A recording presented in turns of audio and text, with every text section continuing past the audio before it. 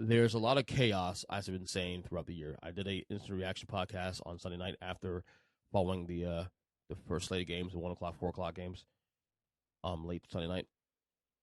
And I might have just touched on this a little bit last on that. At the time the Eagles game was going on against the Cowboys, I started recording around halftime.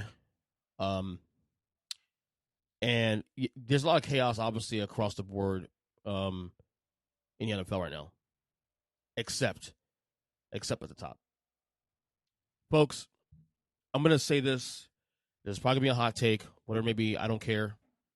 You know, I tend to dabble in those things once in a while, and I get accused for being a hot take artist. I'm really not. I just say what I feel, and that's it. But, folks, we're in mid-October now. Well, actually, close on the end of October very soon. You know, even with all the chaos going on in the NFL right now currently, this is what I will say. I think the number one seeds in the AFC and the NFC, it's a wrap now. It's a wrap.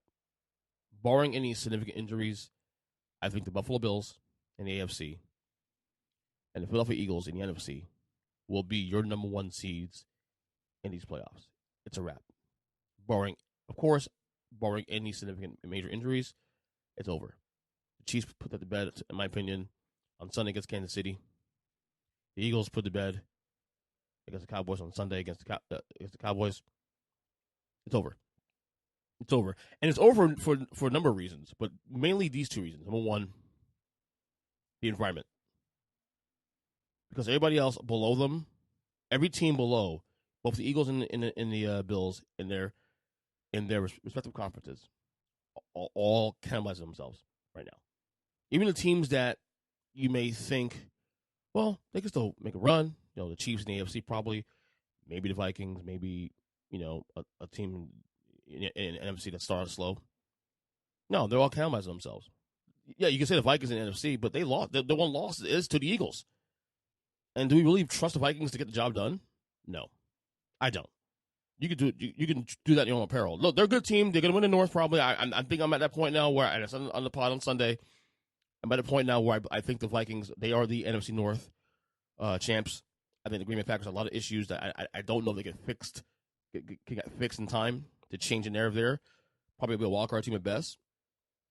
In the AFC, the only team that can challenge my point at this rate for number one seed in the AFC is the Kansas City Chiefs.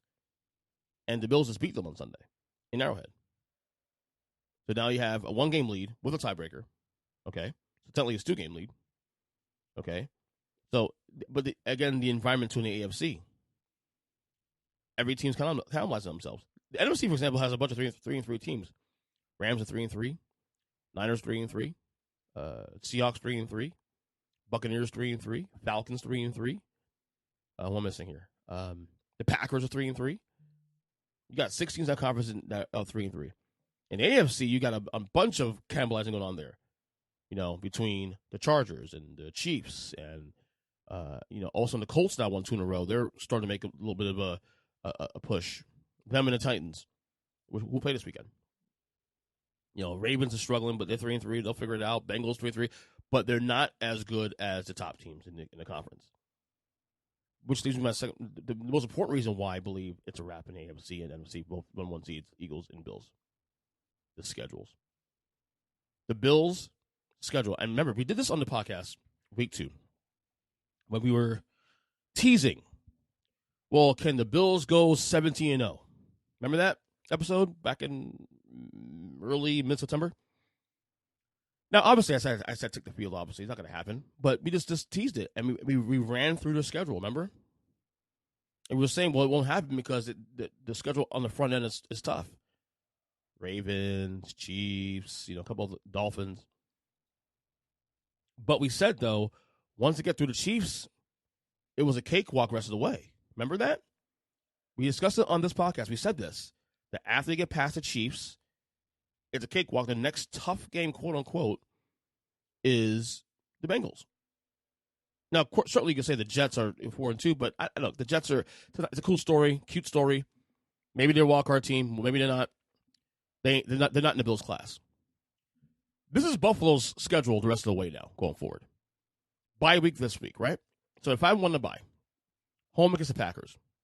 The Packers are struggling right now. We know the Packers are very much beatable. They go to the Jets, which again, I'm not buying the Jets as a team on the tier of the Bills. Then at home against the Vikings. That's a tough game, but come on, is Minnesota winning in Buffalo really? Cleveland at home, at Detroit for Thanksgiving, at the Patriots. Somewhat interesting there, I guess. The Patriots playing some good football as of late. Then the Jets at home, the Dolphins at home. They should win those games as well too. At the Bears, come on now.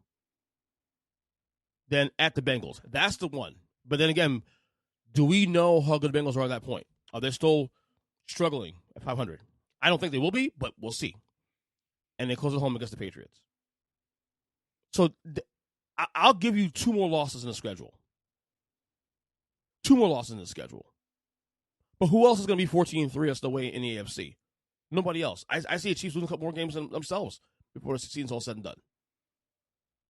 For that Baltimore or the Chargers, it's cakewalk. It's cakewalk for the Bills in the AFC for the number 1 seed. It's over. It's over. In my opinion, it's over. Barring any significant injuries, it's over in the AFC. Now let's go to the NFC side of the Eagles now and their schedule moving forward. Okay, they're 6-0. They got a better record than the Buffalo Bills. Okay, so here's their schedule moving forward. Okay, Steelers at home. Right. Okay, I mean big win against Tampa, but come on, it's Tampa. Tampa's not playing well right now. At Houston, Washington. Okay, at Indy.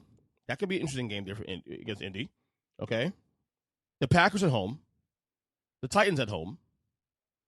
Winnable games, of course. At the Giants, which by then we'll have more clarity on the Giants, how good they are, being a 5-1. At Chicago, at Dallas. So this 3-game swing here could be where, if you see a slip up by the Eagles moving forward, is where it should happen. The 3-game swing here on all road games: Giants, Bears, and Cowboys. So I could probably see them losing maybe 1 or 2 of these games in this swing, depending on how things shake out in terms of injuries and all that for both, not just them, but also their opponents on that as well. Then they close out the year against the Saints and against the Giants. If I'm not mistaken. Yeah, that's correct. So even if the Eagles go 14-3, hell, I'll go so far as saying 13-4. Who else in the NFC you're trusting to go that same route? I don't trust the Vikings. So they're out, in my opinion. The Giants not going to say, look, you know I'm a diehard Giants fan, so I love what they're doing. But that's not going to sustain itself, 5-1. At least certainly not the win-loss record in the ratio of that all. So I'm not going to say the Giants. The Niners already have 3 losses right now. The Rams already have 3 losses right now. Packers have 3 losses right now already. The Bucs have 3 losses already. So those teams have to start running good, running hot now. This is what I'm saying. The number 1 season in both conferences, it's over. It's over. It's a wrap. These schedules are break. On top of everything else, with what they've done so far, and where they're at, and the environment around both conferences below them, now the schedules are breaking well for them now on top of that. So again, barring injuries going forward, I think it's a wrap. I think your number 1 seeds in the AFC and the NFC right now in January are the Bills and Eagles. And that's that.